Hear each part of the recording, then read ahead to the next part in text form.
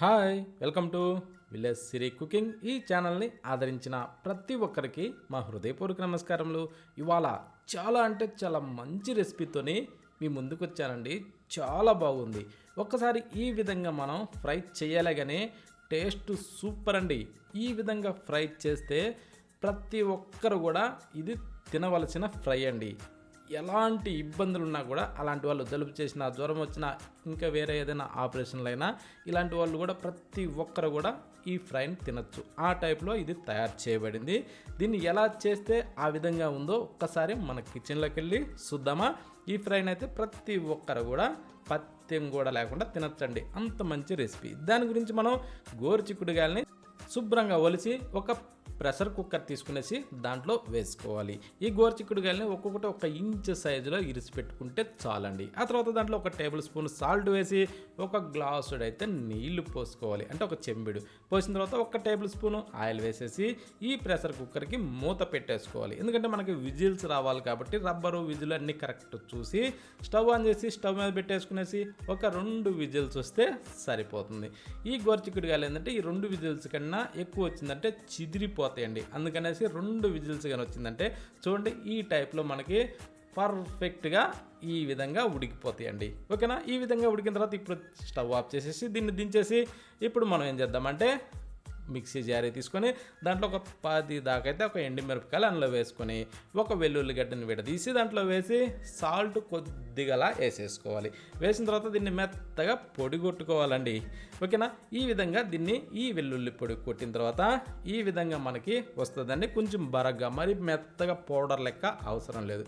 ఈ టైప్లో కొంచెం బరకగా ఉంటే చాలు.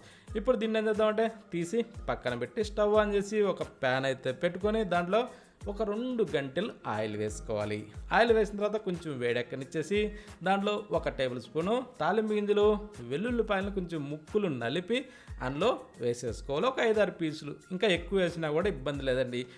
ఇప్పుడు కొంచెం వాటిని అలా వేగనిచ్చి 2 ఎండుమిరపకాయలని మధ్యలోకి ఇరిసి దాంట్లో వేసేసుకునేసి కొంచెం అలా కలర్ మారనిచ్చుకోవాలి. ఆ తర్వాత ఇప్పుడు మనం ఉడకబెట్టుకున్న ఈ గోరుచిక్కుడుగాయ దబ్బల్ని దాంట్లో వేసేసుకోవాలి. కానీ ఏంటంటే మనం ప్రెషర్ కుక్కర్లోంచి ఈ గోరుచిక్కుడుగాయలని బయటకు తీసినప్పుడే అందులోకించి నీళ్లు పూర్తిగా వంచేసుకోవాలి. ఆ నీళ్లు తీసేసి ఒక జాలి లాంటి దాంట్లో వేసి పెట్టుకుంటే నీళ్లు మొత్తం పూర్తిగా ఒడిసిపోతాయండి. ఇప్పుడు ఈ ఆయిల్లో ఈ గోరుచిక్కుడుగాయ ముక్కలు వేసినప్పుడు ఈ ఆయిల్ ఏంటంటే ఈ వేడి మీద ఆ నీరు మొత్తం పీల్ చేసుకోవాలి. అంటే ఈ పీసెస్ లోపల కొంచెం నీరు అన్నది ఉంటుంది. ఆ నీరు మొత్తం ఈ ఆయిల్లో బాగా ఫ్రై చేసి పీల్చుకున్నాక ఇప్పుడు 4 రెమ్మలు కరివేపాకు దూసి దాంట్లో వేసేసుకొని కొద్దిగా కలుపుకోవాలి. ఈ కరివేపాకు కూడా మంచి వాసన వచ్చేది తీసుకోవాలండి. ఆ ఫ్లేవర్తో కూడా ఈ ఫ్రైకి మంచి వాసనతోని రుచి కూడా బాగుంటుందండి. ఓకేనా. ఇప్పుడు దీంట్లో ఇందాక మనం గ్రైండ్ చేసిన ఆ పొడిని ఇందులో వేసేసుకోవాలి. అంటే వెల్లుల్లిపాయలు, ఎండుమిరపకాయలు ఇవి 2 కలిసి ఇలా పొడి కొట్టాం కదండి. ఆ పొడిని ఇందులో వేసేసుకునేసి ఆ పొడి ఏంటంటే కొంచెం ఉండలుగా ఉంటుంది కాబట్టి ఈ టైప్లో కొంచెం మెల్లిగా ఇలా ముక్క చెదిరిపోకుండా ఇలా తిరగేసుకుంటూ ఇది 2-3 నిమిషాల పాటు బాగా వేగనిచ్చుకోవాలి. అది సన్న మంట మీద, మంట హైలో మాత్రం పెట్టకూడదు. ఓకేనా. ఈ విధంగా మనం ఈ పీసెస్ని బాగా ఫ్రై చేసుకోవాలండి. చూడండి ఈ టైప్లో నిగనిగలాడుతూ ఈ విధంగా రావాలండి. ఈ టైప్లో చెయ్యాలే కానీ చాలామంది అనుకుంటారు గోరుచిక్కుడుగాయలు వాతం అది ఇదని. మనం ఈ టైప్లో చేసామంటే దాంట్లో పసరన్నది ఇరిగిపోయి మంచి హెల్తీ అయిన రెసిపీ లాగా మారుతుందండి. అందుకోసమనే ఈ టైప్లో చేస్తే ప్రతి ఒక్కరు కూడా పత్యం ఉన్న వాళ్ళు కూడా తినగలిగే విధంగా దీన్ని తయారు చేశాను. ఈ విధంగా ప్రతి ఒక్కరు ట్రై చేయండి.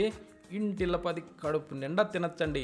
పప్పు చేసినా, సాంబార్ చేసినా, రసం పెట్టుకున్నా, పచ్చడి నూరుకున్నా కూడా దీన్ని సైడ్ డిష్గా ఇలా వాడుకోండి. టేస్ట్ మాత్రం అద్భుతం అండి. ఇంకా వేడి అన్నంలో దీన్ని కాస్తలా వేసుకొని కలుపుకొని తింటే సూపర్.